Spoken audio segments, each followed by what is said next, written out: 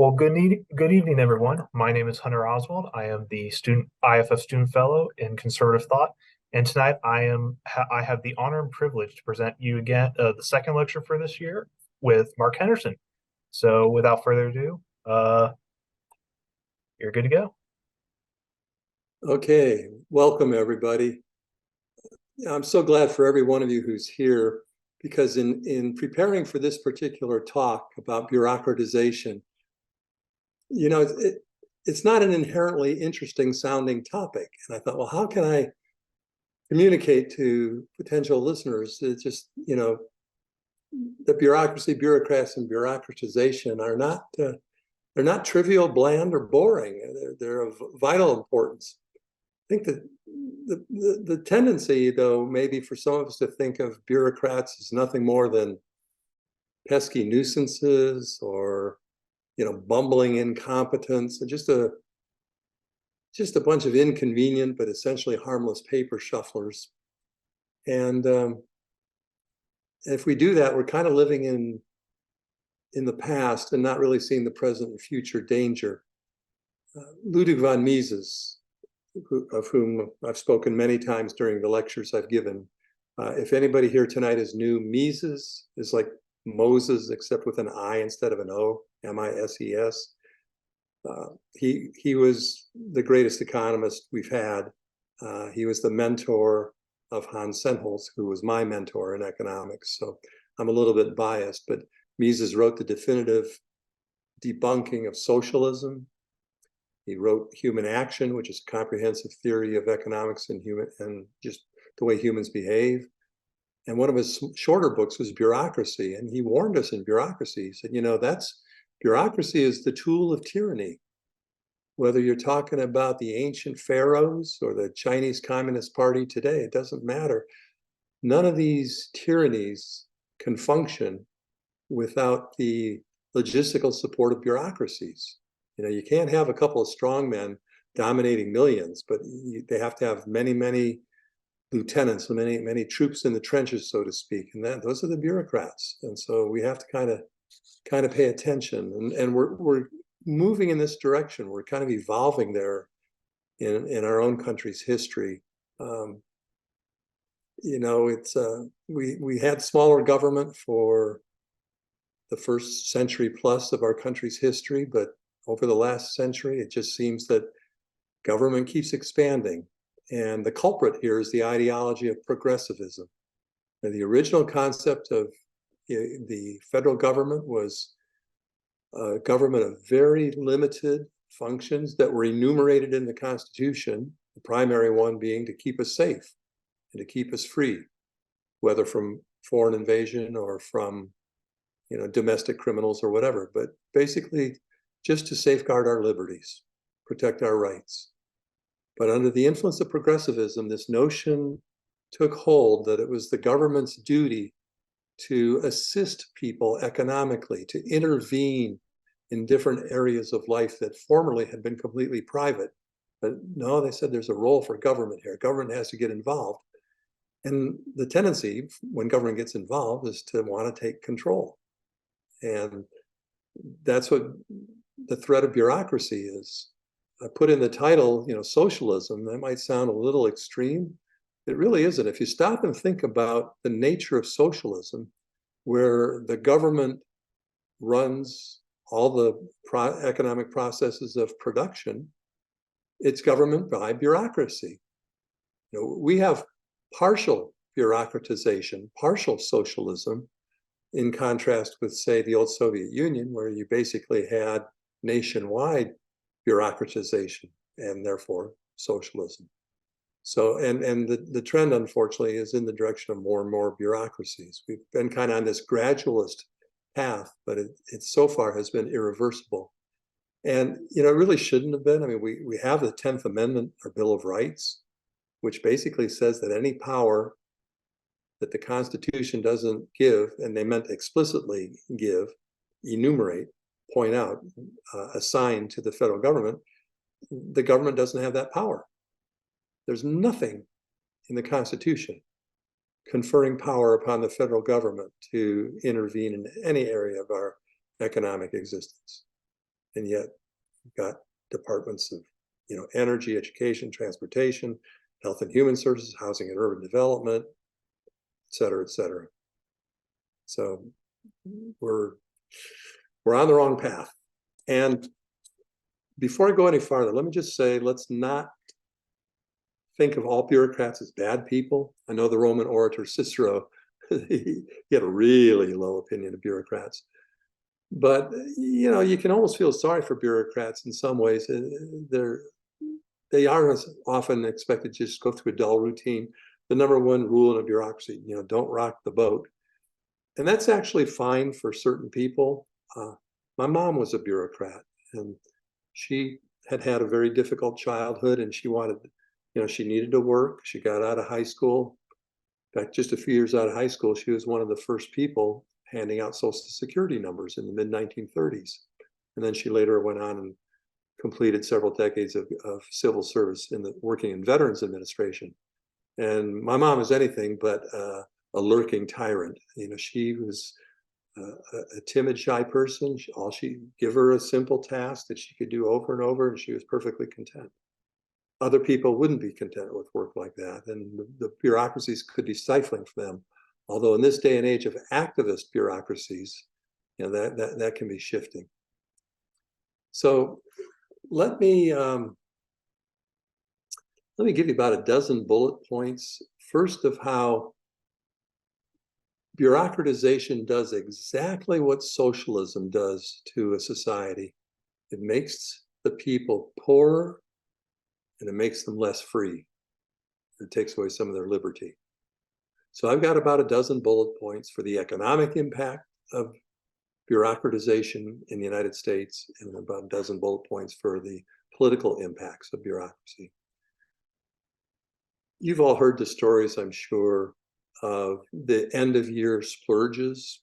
The rule of thumb in Washington is, if a bureaucracy does not spend all the money that's been allocated to it, well, then some watchdog congressperson is liable to say, oh, they don't need all that. Let's just trim back their budget. Because, Congress needs to trim back spending. They know that. And if they can do it somewhere where it's not politically unpopular, they'll do it. But the bureaucrats are interested in maintaining the budget they have, and if possible, getting a raise, because that's the side of the bread that is buttered for them. And so they go on these ridiculous end of year spending splurges. They'll buy $3 million of furniture, even if they don't need it, even if they've got furniture that's just a year old. They find a way to get rid of that, I guess, and buy the new stuff. So there's that, but that's kind of minor. I just read a story this summer. 80% of federal office building space is vacant. Now, I've seen some of these federal office buildings. Some of them are quite grand. They weren't cheap to build, and they're basically empty. 80% vacancy rate. That's pretty wasteful. If we think of anything in connection with bureaucracies, what is it? They're wasteful. And it's inherent in the structure. I'll get to that in a minute and give you some examples.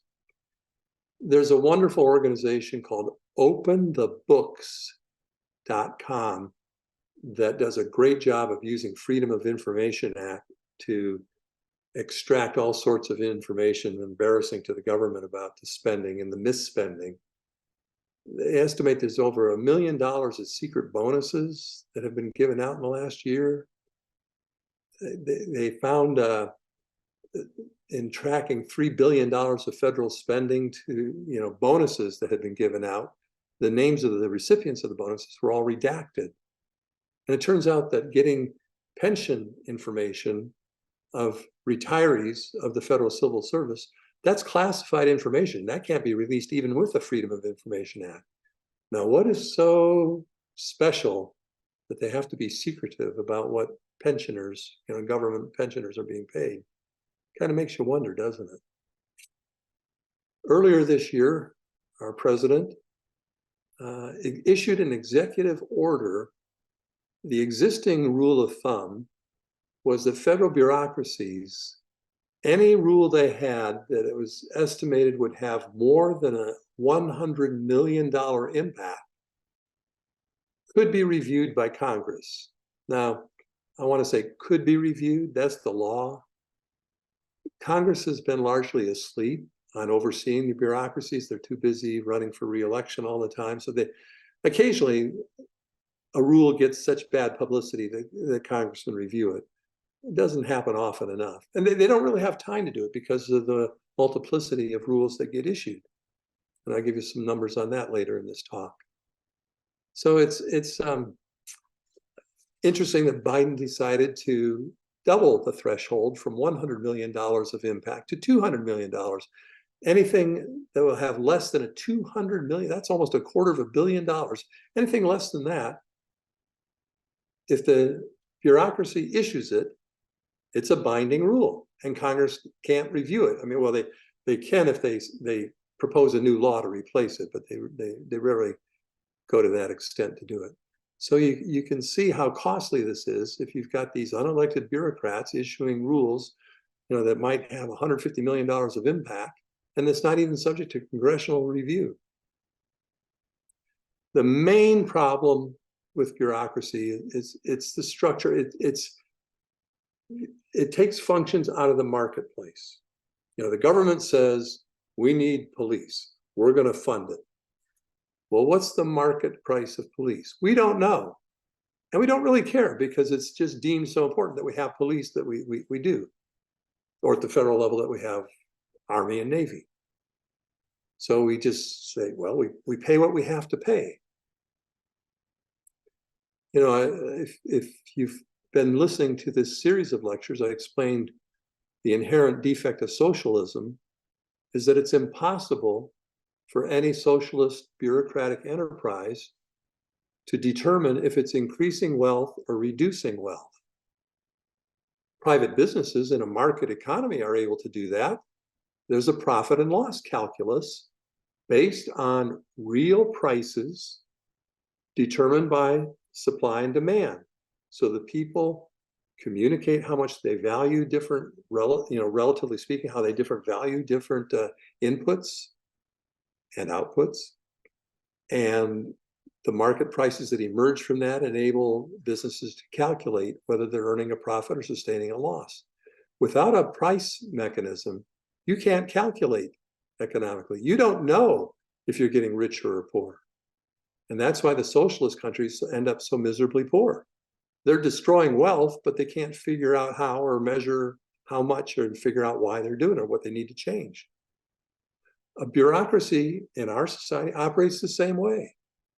There's no profit and loss statement or a way to calculate it. There's no competition that would stimulate, efficiencies. In fact, there's a marked contrast between a government bureaucracy and private businesses. You may recall in 2005, that horrible Hurricane Katrina that devastated New Orleans. Insurance companies, private insurance companies, were very quick to get to their policyholders and help them.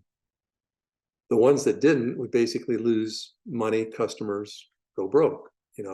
If you weren't responsive to your customer, you were an inferior insurance company and you failed. Well, FEMA, the Federal Emergency Management Administration, federal bureaucracy, they caught a lot of flack. They didn't seem very responsive. They were very sluggish in their response. So what was the solution there? Well, they weren't subject to market discipline. The government had already committed to, well, we've got to have this bureaucracy to take care of people in emergencies. So basically, they call onto the carpet the leader of FEMA and say, you did a bad job. Say, oh, we'd love to do better. Just please appropriate more money for us and we'll hire more people and do better the next time. So a bureaucracy often perversely seems to get rewarded monetarily for rendering poor service, whereas in the private economy, the companies that prosper and do well are the ones that render good service. So you got quite a difference there. I remember it struck me once when I was giving a lecture about the Great Depression. And unemployment, as you know, was a huge problem in the 1930s. And Franklin Roosevelt decided, under his New Deal program, he was going to put Americans to work. Of course, that took tax money, so you had to tax money out of the private sector or was desperately needed to start new businesses. So people weren't getting hired because the money getting sucked into the government treasury. And then you're paying people. Are you paying people to do valuable work? Well, I remember one of the jobs was to pay people to drive around from farm to farm and make sure that farmers weren't planting too much. The theory was we've got to help the farmers by limiting supply, which will raise prices. Now, when you stop and think about it, it was pretty wicked in the 1930s when a whole lot of people were out of work and were hungry and standing in, going to soup kitchens and standing in bread lines and stuff. For the government to adopt policies to raise the price of food under conditions like that was inhumane. But just think of the simple economics of it.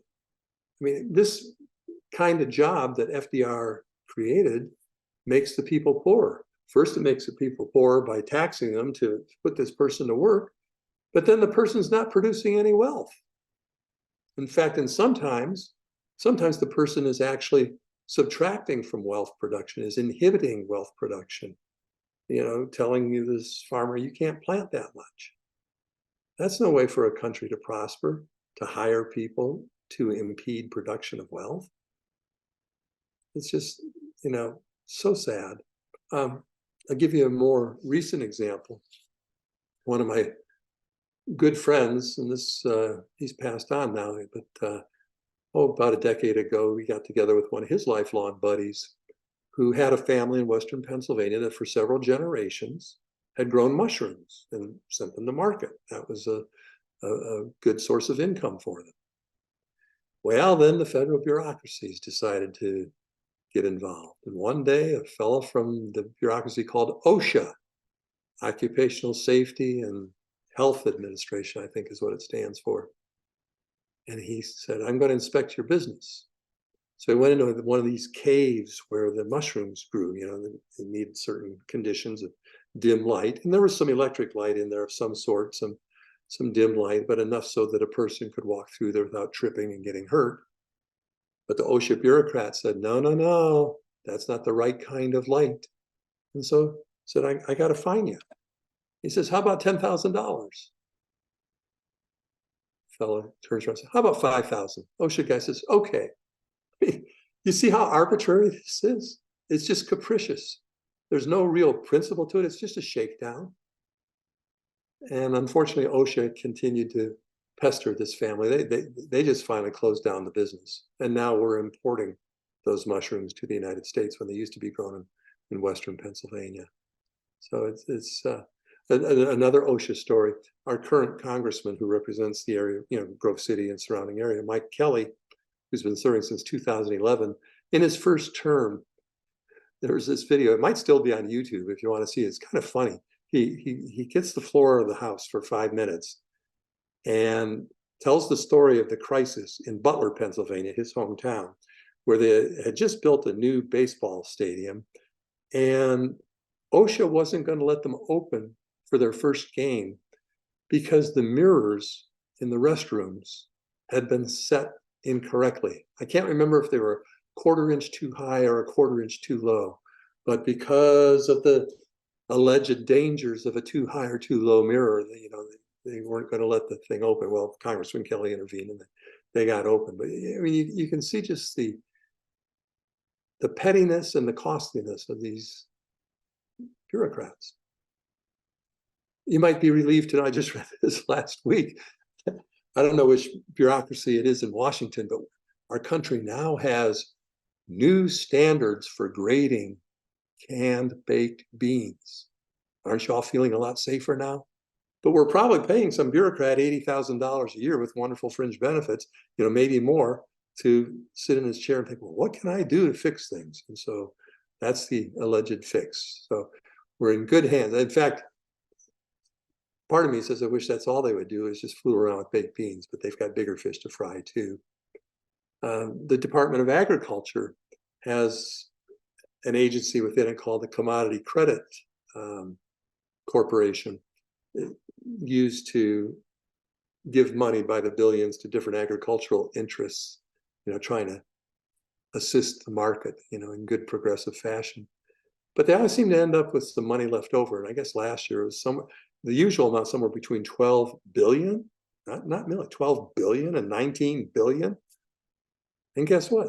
The Secretary of the Department of Agriculture, it's basically a slush fund. I mean, he just finds places to bestow that. Incredibly wasteful. The SEC, Securities and Exchange Commission, uses these ESG scores to choke off capital from financing the exploration of oil and gas. They give higher ESG scores to these Chinese companies that have coal-fired power plants, so they're polluting the air. They use slave labor, and they're grading these as being more socially responsible than American companies. Really gets ridiculous. And let's talk about the king of all bureaucracies, the Pentagon. Decades ago, there was a scandal that some contractor charged them $600 for a toilet seat. Oh my goodness. In the 90s, they tried to consolidate a little bit themselves, so they encouraged contractors to merge. So they did. They ended up going from 51 contractors to 5 to do the bidding. Well, guess what? You get a lot less competitive bidding when there are only 5 contractors, and prices of military hardware have soared. In the 1990s, you could get a Stinger missile for $25,000. Now it costs $400,000. That's a 16-fold increase in only 30 years. Doesn't sound right, does it? But what's the moral we need to learn from is the Pentagon wasteful? The left loves to lambaste the Pentagon. They're wasteful, they're wasteful, they're wasteful. And I say to the left, you're absolutely right. It is wasteful. The difference is the left, the anti-American left, wants to dismantle the Pentagon. They want to get rid of American national defense. No, it's wasteful because it's a bureaucracy, not because they're devoted to national defense. It's just that inherent defect of bureaucracies, that there's no market. They say, well, the government says this is what we need, and so they give whatever money they have to give to do it. It's an inefficient way of doing it, but it's inescapable. Some of my libertarian friends and colleagues sometimes muse about, well, gee, maybe we could privatize national defense.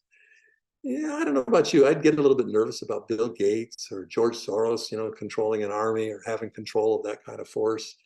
Nah, I mean, the Pentagon's very, very imperfect. But the lesson we have there is, hey, it's a bureaucracy.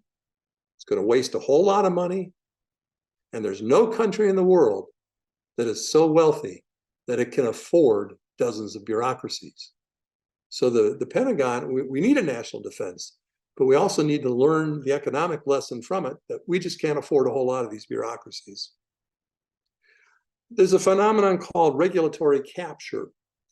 That's where big businesses kind of cozy up to the regulators, and it's like they almost collude to come up with these regulations that are going to hamstring startups. The big established companies can afford them.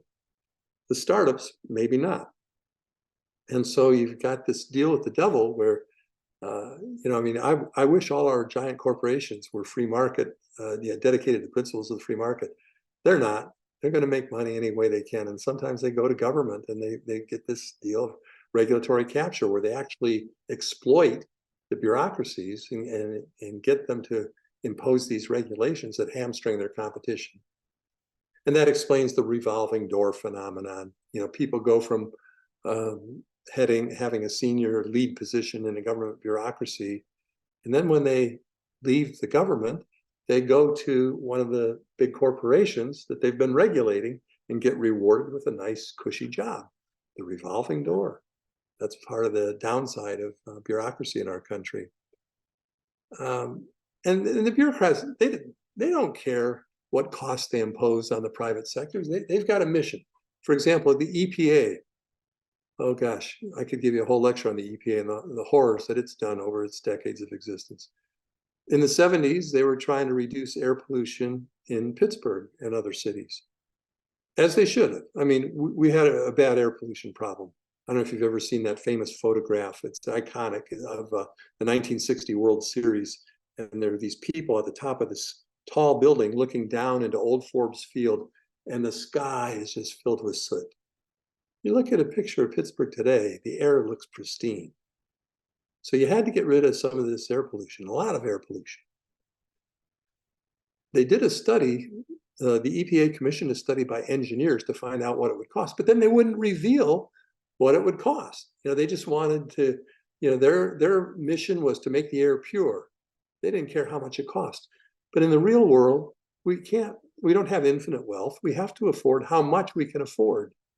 And it was only because of the efforts of Pennsylvania's two senators at the time, Schweikert and Hines, they were able to pry out of a reluctant EPA the data. And they found that the proposals, the technology that was there to remove 90% of the air pollutants at a cost of 26 cents per kilogram of steel. Okay. To remove 97% would be $4.98. In other words, about 25 times as much. And to remove 99% would be about $33 for a kilogram, 2.2 pounds. I mean, that would have killed the steel industry.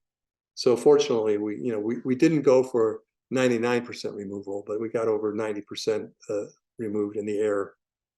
Thank goodness, it's so much better now. Just in this last year, think of these different regulations. Some have been enacted, some have been proposed or announced. But all of these are going to have the effect of increasing the cost of living of consumers, common consumer items. The big one, of course, is cars. This push toward electric vehicles, which are more expensive. Okay, but also the war against gas stoves. And even the Department of Energy admits that a gas stove is 3 times as cost effective as an electric range for certain cooking operations. But no, we got to get rid of gas stoves because gas is bad, according to the Biden administration. New regulations for washing machines and dishwashing machines, new regulations for refrigerators, new regulations for air conditioning, new regulations for ceiling fans, the elimination of incandescent light bulbs. And I'm sure I'm leaving some out. But every time the bureaucracies say, we got to raise the standards here, some of them are just foolish. I mean, like the conserve the water toilets, and then people end up having to flush their toilets twice, or the conserve the water dishwashing machines, and you had to run the cycle twice to get your dishes clean. I mean, it's inconvenient for people, and the new appliances always cost more. Okay, Hunter, could you put up chart number 1? Photo number 1. I'd like our audience here to be able to see what I consider the most scandalous chart of economics. Okay, there we go. The numbers at the bottom are a little bit faint, but they're the years from 1947 up to 2013. So this is now a 10-year-old chart. But you see the blue line is the poverty rate. And notice how before the war on poverty began in 1964, and it didn't really take off till about 67, 68. It took a while to get those programs established and pumped up.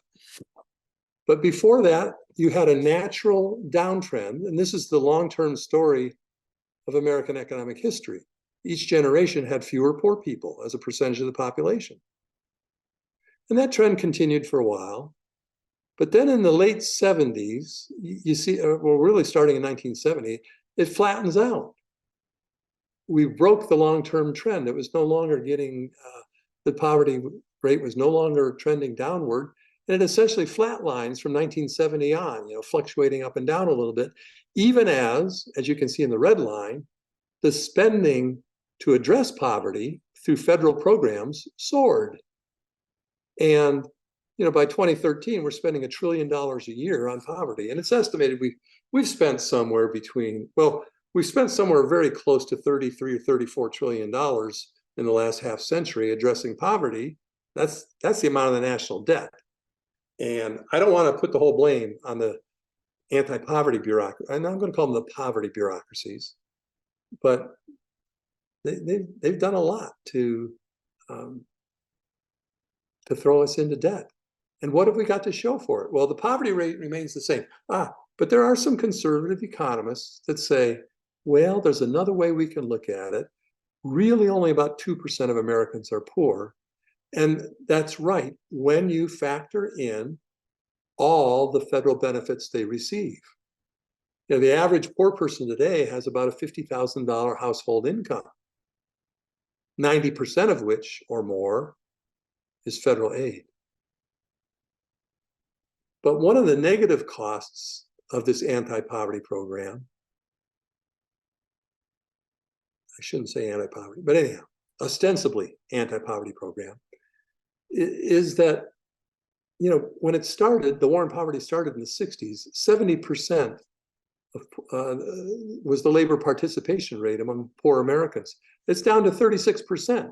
So for $33 trillion or whatever exactly, spend some ginormous sum of money, we've ended up, you know, enabling millions of Americans not to work. And of course, if they're not working, they're not paying into Social Security, even as the Social Security system's running desperately short of funds.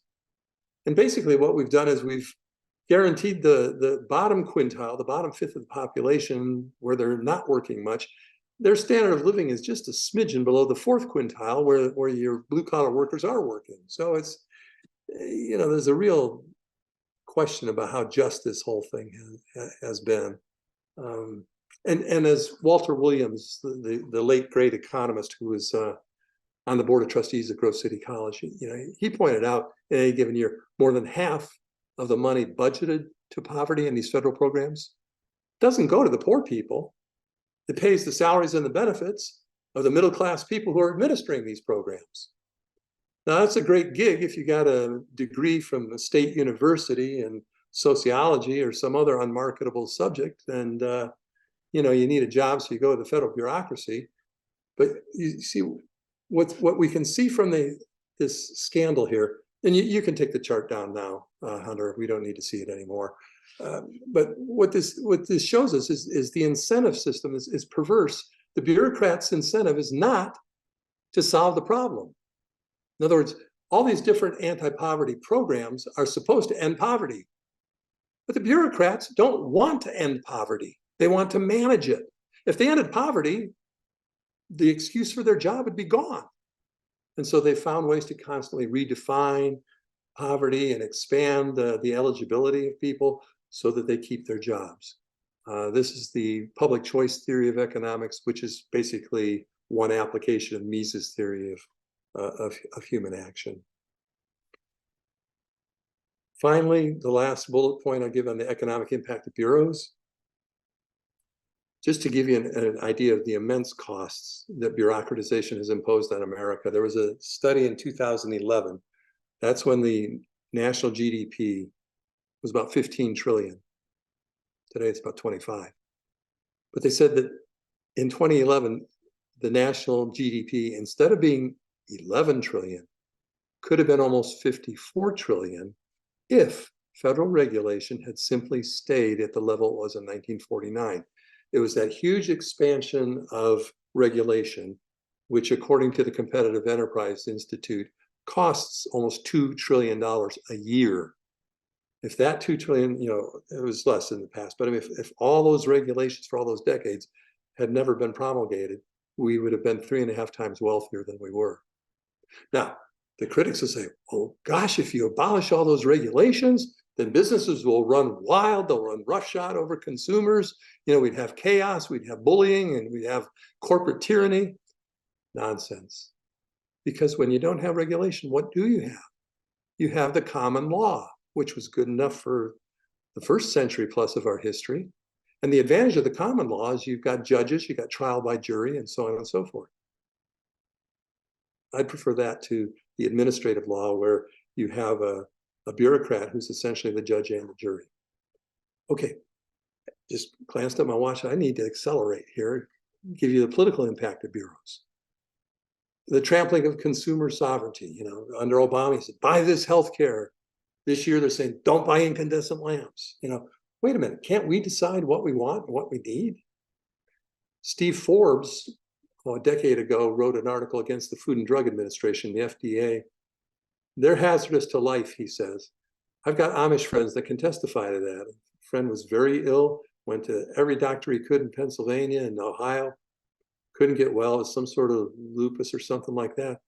Heard from some other Amish. He traveled to Mexico, got a treatment there that cured him. That treatment's not allowed in the United States because of the FDA. The Federal Trade Commission, FTC, you got a 34-year-old girl, only 5 years out of Yale Law School, as the head of the FTC. She's waging a jihad against Amazon, trying to break it up for being a monopoly, because she wrote a paper when she's in law school that Amazon is big and that's bad. But how do you convict a corporation of being a monopoly when they're less than 1/10 of retail sales? They're 1/3 of online sales. Yeah, they're the 800-pound gorilla, but it's still, if you're 1/3 of a market, that's not a monopoly. You got the FCC, the Federal Communications Commission, trying to enhance regulations over the internet, which would slow development, but to say, well, you can't have any disparate impact. You can't advertise in a way that shows more white people than black people. You can't do credit checks that might have a disparate impact on race. That's kind of corny, because minimum wages have always had a disparate impact on minorities, but they don't go after that. But they're going after the corporations. They just want to be able to regulate them. You got the CIA and the FBI becoming embroiled in domestic politics. When the Benghazi disaster happened in Libya, there was a CIA officer who basically agreed to tell a lie that, oh, it was just a peaceful demonstration that went bad, rather than a planned terrorist event. He was hoping to get a job in the Hillary Clinton administration. When she didn't get elected, he got a job with the Democratic National Party, and I think he's in the Biden administration now. FBI, all these agents talking about the Russian collusion, that they would try to stamp out as misinformation anything about Hunter's laptop or the Russian collusion myth. Just terrible. National Labor Relations Bureau, NLRB. Well, about 10 years ago, Boeing wanted to build a third assembly plant. They wanted to build it in South Carolina. And the NLRB was trying to tell them you can't,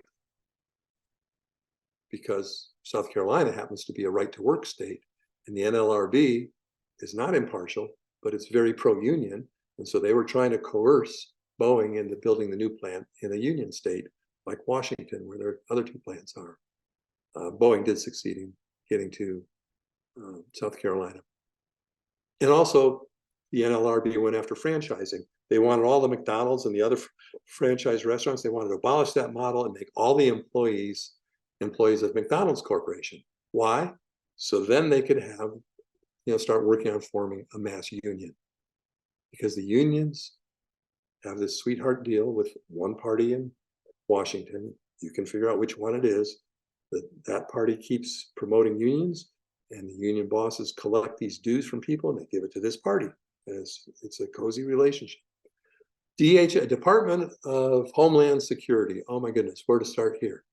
These are the folks that hassle you at the airport, but have lost total control of the border, our southern border, with all these immigrants pouring in. And they've actually defied Congress. They refuse to let Congress see a list that they have of immigrants that have criminal records. They started a disinformation governance board, which some people cynically call Ministry of Truth, Orwell's Ministry of Truth. And again, it was to press down any dissent against the COVID narrative or Hunter's laptop or any election misdeeds. They even employ somebody who just less than 2 years before being hired by DHS was a spokesperson for a terrorist organization. And in fact, when Hamas did its ugly attack against Israel in early October, this person publicly cheered Hamas. And yet they've got a cushy position at the Department of Homeland Security. We don't need bureaucracies like that. The Bureau of Land Management, BLM, controls 1/8 of the land surface of the United States and 3/8 of the subsurface mineral rights. one thing they did is they designated 600,000 acres near Juarez, Mexico. Juarez is right across from El Paso, Texas. Well, near El Paso, they the BLM decreed a national monument, which is, it's not quite a national park, but it's land that's basically off limits to any sort of development, and you even have to be careful about who goes there. And some people that aren't allowed to go there are the Border Patrol people. So you set up like this 600,000 acre sanctuary right across the river from where a lot of these immigrants cross over. And the immigrants, they're not going to pay attention to the, hey, this is a national monument, but the Border Patrol can't chase them into the national monument. There was a horrible incident 9 years ago where they went into Nevada. There was a rancher who, maybe he was squatting, maybe he wasn't, but they threw the book at him. They physically separated his calves from their mothers, which killed some of the calves because of the trauma, as a way of punishing this guy, because the livestock was his livelihood. And so instead of just waiting till he wandered off the reservation, so to speak, and they could arrest him and take him in for trial, they decided to try to intimidate him and punish him. They went after him with SWAT teams. And, this is the Bureau of Land Management. And speaking of SWAT teams, we got to worry about the militarization of some of these bureaucracies. Under the Obama administration, there were reports of the Social Security Administration buying millions of hollow-tipped bullets. I'm not sure, but I thought hollow-tipped bullets were against the Geneva Convention. Maybe not, but they're nasty. Why does Social Security need millions of hollow-tipped bullets? The Department of Agriculture put in an order for submachine guns. We have the left today trying to take these so-called assault rifles, and I think that's an overly lurid term, but they're trying to take away rifles from private citizens. At the same time, you got bureaucrats with submachine guns. I don't know about you, but that seems a little asymmetrical. Department of Transportation came out this year with new corporate average fuel economy standards for cars. They've set them so high for 1932 that essentially internal combustion engine cars will be obsolete. This isn't going to stand because it's not going to be physically possible to build enough EVs by that time. And the demand for EVs, I don't think will ever be what they're hoping it's going to be. But this is, just by decree, the Department of Transportation is essentially saying, well, we're going to make it so you have to have an EV. You got the EPA. Oh, golly, here we go again. I'm going to cut this one really short. They've just done so many nasty things. And they fine Americans for building structures that cast shadows over a pond or something like that, for disturbing wetlands. They would classify as a wetland anything that had puddles on it at certain times a year. Say the Clean Water Act says we can regulate it. No, the Clean Water Act says you can regulate navigable waters. Nobody's going to navigate a puddle that's going to evaporate in a couple of days. One of the grossest examples I can think of malfeasance by the EPA, in the San Francisco area, there was this sewage treatment, and the EPA stopped it on the grounds that within the sewage, a new ecosystem had emerged that sustained various bacteria.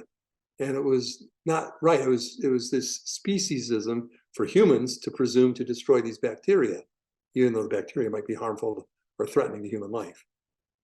That's really crazy stuff.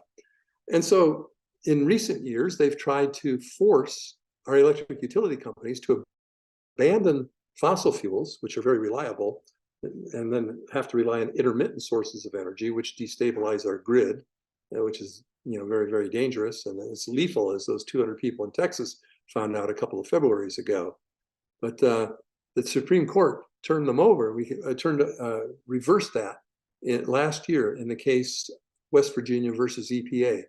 They said, wait a minute, Congress has never conferred upon you the authority to make as massive a decision, as influential a decision as what fuels that utility companies have to use. And guess what? They're just turning around and trying to do it again. The EPA and the federal bureaucracies in general, they're all playing whack-a-mole. It's like, it's rare for a case to get all the way up to the Supreme Court. Well, there are dozens and hundreds of these different regulations that are intimidating businesses that should go to the Supreme Court. The Supreme Court doesn't have time to do all of them. So just very belligerent defiance by the EPA and the other bureaucracies. They're just going ahead with their agenda, and Congress certainly isn't going to stop them. And then there's the issue of double standards. You know, we're supposed to be a society where we have the rule of law. Whether you're in government or out of government, you're subject to the same laws. But again, EPA, you know, they have defied Congress many times over the years. It's the law that they're supposed to produce cost-benefit analyses of the different regulations they propose. Many times they just refuse to do it. And Congress calls them on it, they still refuse to do it. But if a private corporation is late submitting its paperwork about what they're doing to address the pollution they're supposed to address, the EPA fines them mercilessly. So the EPA doesn't follow the rules about paperwork, but they fine private companies for violating these paperwork rules. The IRS was caught this year backdating different tax forms so they can ensnare people and or businesses and extract more tax dollars from them. Altering a form. If a private business altered one of its tax forms dishonestly, they'd be fined. So again, double standard. The IRS does what private businesses can't do. Biden set 11 million acres in the Gulf off limits to exploration for oil and gas for the purpose of preserving a certain whale. I have a soft spot for whales, you know, okay. But think of the right whales in the North Atlantic off the coast of New Jersey. They're dying off in large numbers because of the wind turbines, you know, messing up their navigation system. And the wind companies get a total exemption. So it's like, oil companies, go away, quit producing. Wind companies, yeah, you're killing whales, but it's okay, keep doing it. Double standard. This is not the rule of law. And finally, gigantism. Just the sheer size of the government. I got some data here I want to read to you. Agencies, these are the federal bureaucratic regulatory agencies. They issue about almost 250,000 notices a year. Now, a notice is not a regulation. It's more of a fine-tuned thing. Well, we think you should do this, you think you should do that. How many private companies want to take a chance on ignoring their regulators' notices? You know, that's a good way to draw attention to yourself, unwanted attention to yourself. So, you know, they compound the notices. But there are so many pages in the Federal Register, and here, Hunter, if I could ask you to put up the second image. So it's a photograph that I'd like our audience to see here. You know, the Federal Register this year is on a pace for over 89,000 pages. This photograph was taken almost a decade ago by a congressman. I don't know which one. But if you look at those 3 stacks or 2.5 stacks, that's the Federal Register. Those are all the rules. And that paper is very, very thin because you're probably looking at 80,000 pages. So that's thin paper with small print of all the federal rules that were promulgated by federal bureaucracies in 1 year. Those are rules that have the force of law. Whoever they're directed to has to obey them.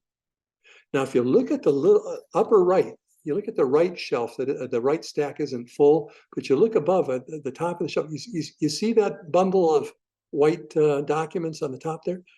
Those were the texts of the federal laws passed by Congress that year. Now, what's wrong with this picture? The Constitution guarantees us a Republican form of government. That means that the laws we live by are passed by our elected legislatures. And yet by about a 20-to-1 margin, the rules we live by are not passed by our legislators, they're imposed by unelected bureaucrats. That's about as un-American as you can get. And the gigantism continues with ridiculous duplications. This is of some years ago, so the numbers have undoubtedly changed. I remember I used to consult a catalog called the Catalog of Federal Domestic Assistance. It tabulated how many different federal programs were devoted to giving financial assistance in one way or another to different groups of Americans. When they retired this catalog in 2018, they kind of rolled it into the new catalog, but the new catalog doesn't make it easy for you to find out how many federal programs there were. As of 2018, there were 2,293 different federal programs giving domestic financial aid. Almost 2,300. My goodness. Who could possibly, foresee all of those, oversee all of those? I'm looking here at 2020, there were 178 laws passed, the 3,353 binding rules, the Federal Register that you see there. 2022, 247 laws, 3,168 binding rules. Duplication, 160 programs to support homeowners and renters, 209 for science, technology, and math education, 94 for green building, 88 for economic development, 82 to improve teaching. I don't know about you folks, but I think the teaching quality has gone down in our country in recent years, and we got 82 federal programs supposedly helping it. They're not working. Well, how about this? 56 federal programs for financial literacy. You think the American people are financially literate? Federal programs sure aren't working, but there's 56 of them dedicated to that. So you see what it is. So in closing, I'd like Hunter to just show us the last image that I have for you. And this is an analogy I used for a Forbes article I wrote some time ago. You remember the great novelist Jonathan Swift, who wrote the novel Gulliver's Travels. And I'm hoping we're going to have an image here. I would liken Gulliver to the American economy, a colossus. But all these little bureaucrats, you get enough of them going, and all of a sudden, the colossus has become imprisoned and can't move, is under control. And this is the danger point. We're getting very close to this point in our country. And we need a political awakening. We've got to find a Congress that has enough spine to abolish some of these departments, not trim them back, but abolish them. But they're afraid to. They think they're going to lose office. And in fact, a lot of the congressmen are happy that they're not passing the laws because they don't take the heat. The bureaucrats do. So the bureaucrats, by default, the congressmen surrender their constitutional prerogative of passing laws, and they slough it off on the bureaucrats. They let the bureaucrats do it so that the bureaucrats take the heat and the politician doesn't. It's a perverse, broken political system. And we're turning into Gulliver and Lilliput there. And with that cheery ending, I'll be glad to take questions if anybody has any.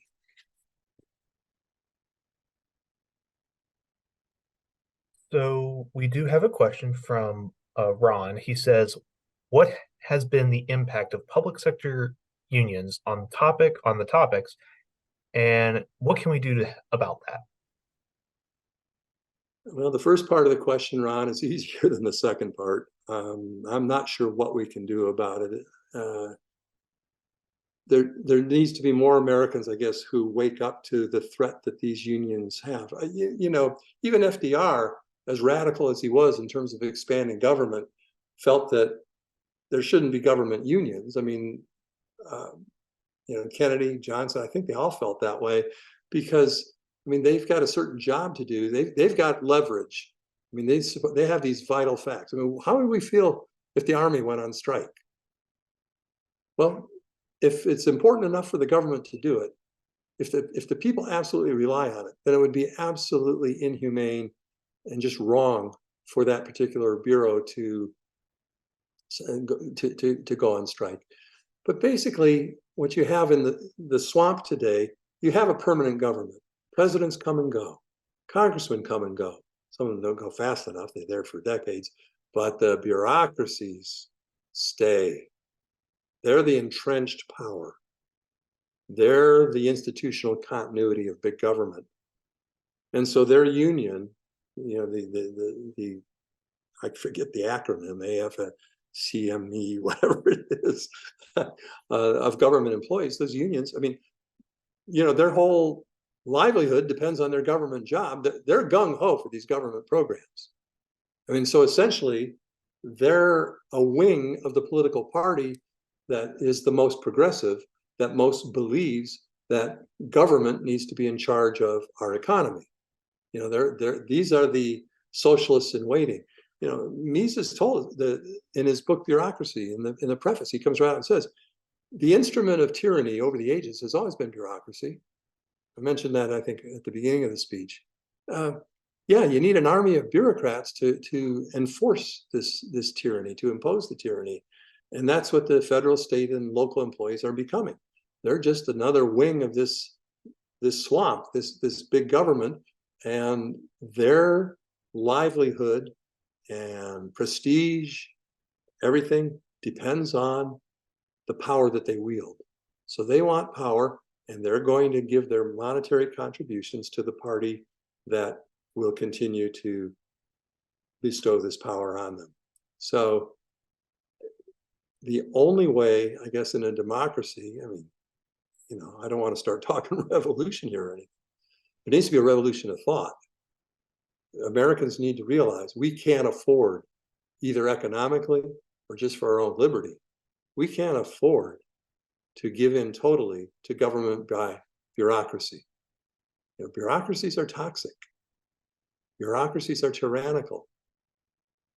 We know that socialism doesn't work, and socialism is total bureaucracy. We've got partial socialism, partial bureaucratization. And we've gone too far down that road. But you got too many people benefiting somehow from the status quo. It makes it very difficult to get a political majority installed in government that's willing to start dismantling these programs. And I want to emphasize, dismantle, don't trim them back. I mean, I would love it, if all of a sudden there was this revival and we'd install a Congress and a president that were willing to just totally abolish the Department of Agriculture. And a couple of years later, when we see that, gee, the world didn't come to an end, abolish the Department of Transportation, education, energy, housing and urban development, homeland security. Let's just, wipe them out. They're not reformable. And of course, I think the union workers for government realize that, and they don't want to be reformed. And so they're digging in, and they'll fight to the finish on this one. So no, I'm sorry. I wish I could offer you a hopeful solution. It's very theoretical at this time. I don't see the political conditions existing to make such a reform possible right now. Okay, our next question is from Andrew. He's asked, are we not to a point enough where enough freedom having been taken away, and what will it take, and what will that breaking point be? Well, I'm only an economist, so I'm not real good at foretelling the future. I've reached that point. I suspect that those of you listening to me have reached that point. We just need more people to reach that point where we go, hey, this is not the right path. And I just had an article published a few days ago with the Epoch Times, the whole climate change. And I gave a talk earlier in the series last year about climate change. If you didn't see that, it's a pretty important topic. And the climate cabal is meeting right now in the desert in Dubai. And they're cooking up plans, to make us use electric vehicles and so on and so forth. And for our electric grid to depend on wind and solar. And because those are intermittent sources of energy where the energy output just fluctuates radically, that destabilizes the grid. That's what caused the grid to conk out in Texas a couple winters ago, and over 200 people froze to death.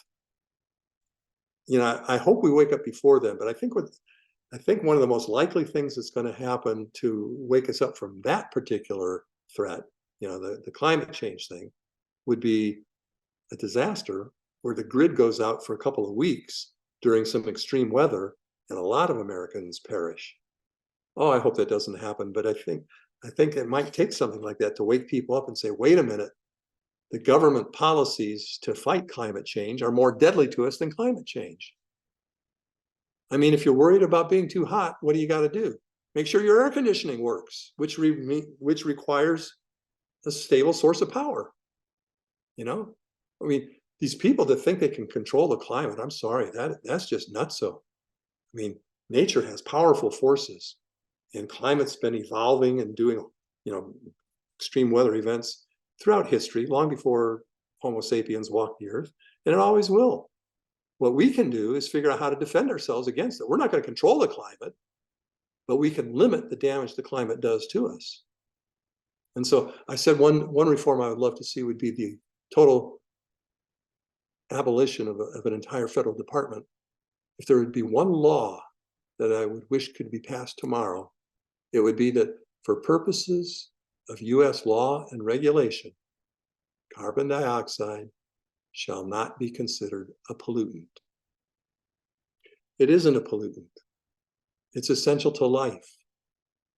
And I've written articles about the benefits of carbon dioxide. I'm a member of the CO2 coalition. We point out how beneficial carbon dioxide is. This demonization of carbon dioxide is just wrong scientifically in so many ways. I can't get into them all now, but it's just, we just need to get to the point where people realize that this myth that somehow the government's got a better solution is exactly that. It's a myth. And hope that hope that enough of us feel that way. So spread the word is all I can say. Spread the word. All right, we have a question from Christine, so I will unmute you.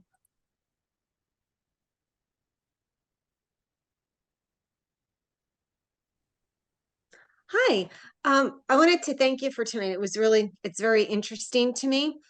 And I have a question for you. I'm actually part of the National Education Association, the teachers union. I used to be a member. So what's interesting to me is I started investigating it. Like the money that they give to political candidates, the agendas they support, all of this. And what I found, through my own investigation is ties to UNESCO. So UNESCO certainly does not support what I believe personally. And I sit here and I think to myself, is UNESCO supporting Pennsylvania? Is it supporting, the school where my child's going, or the school, where I work? And, and I think sometimes it's either I find people that are willing to listen or absolutely not. Like there's no middle ground. Like I'm finding, like with conversations, either people are willing to have a conversation here or absolutely not. So I'm guessing, like, I'm listening today and I'm thinking, are we in a position, like we meaning in America, where we're getting more and more influenced by like foreign agendas? I think that's been going on for over a century. I mentioned progressivism a couple times in my talk.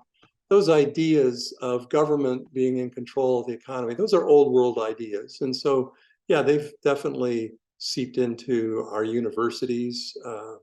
We've lost our sense of the uniqueness of America, I think, as far as that goes. I started off my career in Michigan as a high school teacher, so I was in NEA.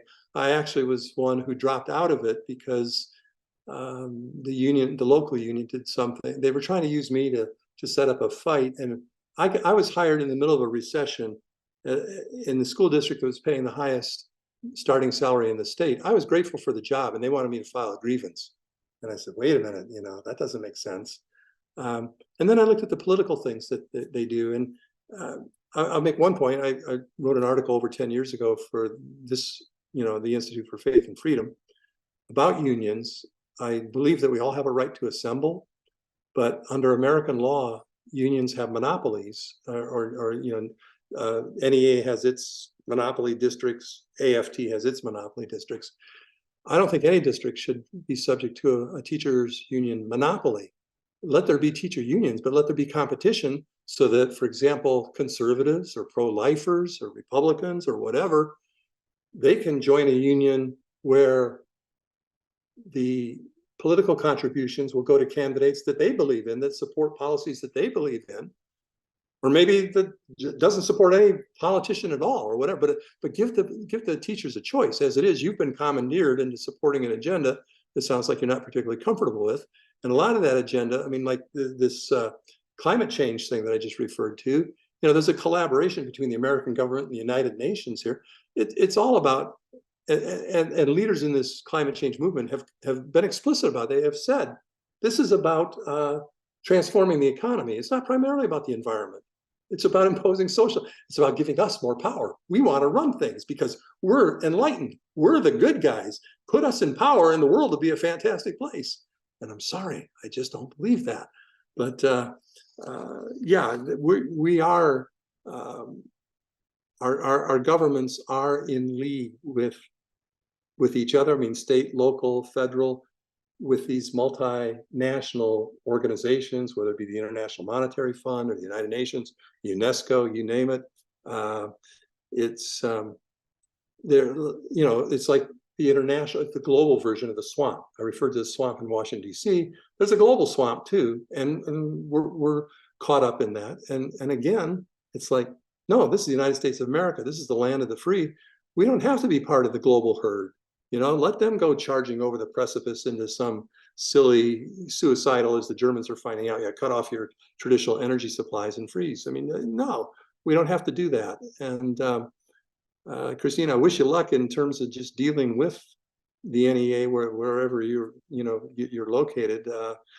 You're not going to get a lot of sympathy for whatever conservative views you may have. I'm quite sure of that. No, thank you. And it's I'm there for a reason. Yes. That's how I look at it. That's right. And the kids deserve that. The kids deserve to have somebody there like you.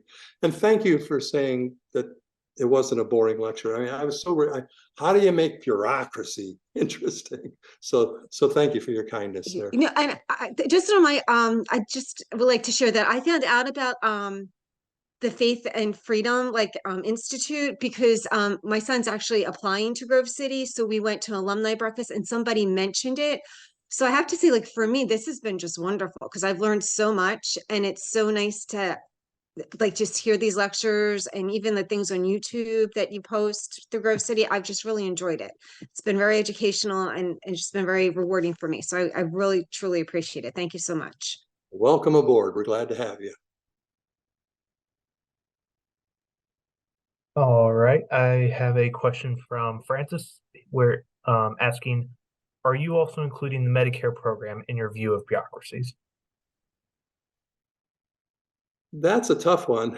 I've been having an email back and forth with a cousin of mine who's quite more government interventionist than I am.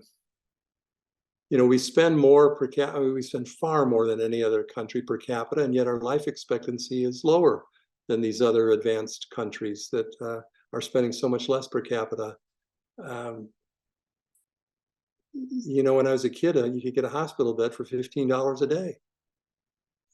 What happens whenever government gets involved, whether it's in medicine or higher education or whatever, prices go up faster. It just seems to be the nature of the beast. I did write an article, I can't remember if it's for Forbes or for Faith and Freedom. It might have been Faith and Freedom about Medicare about a decade ago. The basic financial problem with it, I mean, there are lots of problems, and I'm no medical expert, so I won't venture too deeply into it. But politicians love to curry votes by expanding government benefits. They're very shy about raising taxes to pay for those benefits because voters like you when you give them something for nothing. Voters don't like you when they tax you, when you tax them, So you can see the perverse incentives there. And so Urban Institute, which is a very liberal organization, they were pointing out Medicare was, in order to fund Medicare at its level of spending, the withholding tax should have been about 3 times what it was. So the American people are living under a delusion. They've been taught, and they've accepted in good faith, that they've paid for this. however many decades they've been in the workforce, every paycheck, there's withholding for Medicare. So they've faithfully paid in. They paid in what they were told they had to pay in. The problem is they were lied to, because what they were told to pay in is not nearly enough to fund all that the government is dispersing through Medicare. And that's why it, along with Social Security, is the greatest threat to the fiscal solvency of the government. I don't know how we're going to get out of it. Reforms are going to be needed. There are going to be huge howls of protest. And you can't really blame people, because they've been operating under the assumption that this program was sound, that if they did their part, the government would do its part.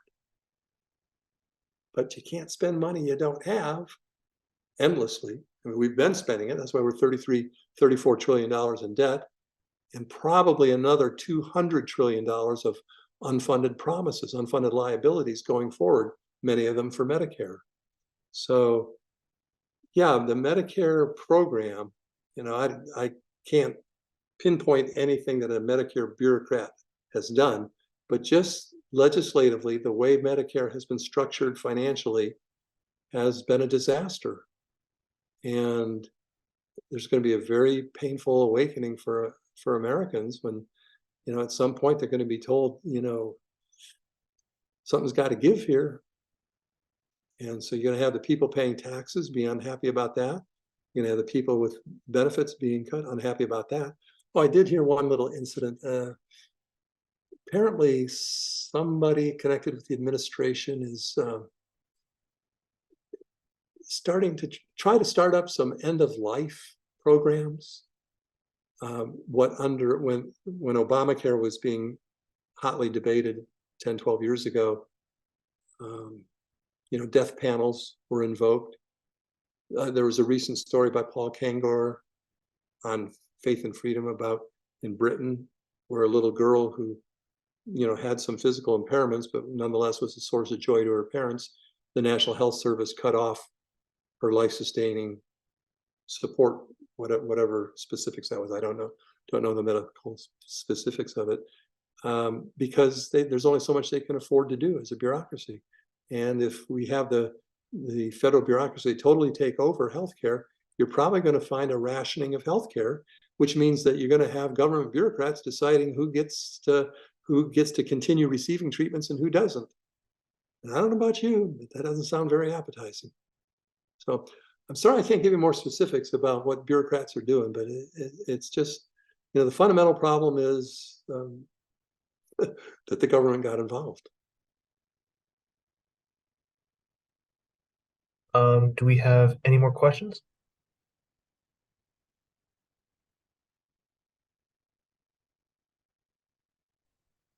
Well, all right. Well, thank you all again for coming out tonight.